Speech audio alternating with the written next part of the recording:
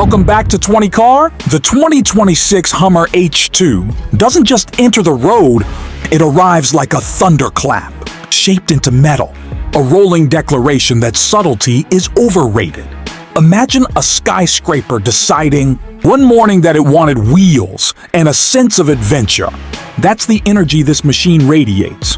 Its angular armor, chiseled LED stare, and towering stance create the impression of a myth reborn, an American, colossus sculpted with modern precision and a whisper of rebellion.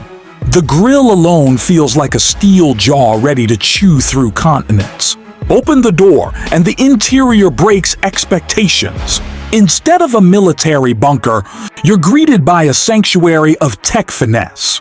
A wraparound holographic dashboard, floating tactile displays, and an ambient glow that shifts like desert sunset colors. The seats, massive, ventilated, and sculpted with memory gel, move with the grace of a luxury yacht adjusting to calm waters.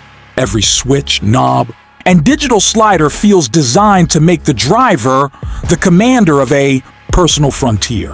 Beneath its monumental presence lies a twin-turbo V8 hybrid system generating 720 HP, launching this giant from 0-100 km range in 4.7 seconds, an absurd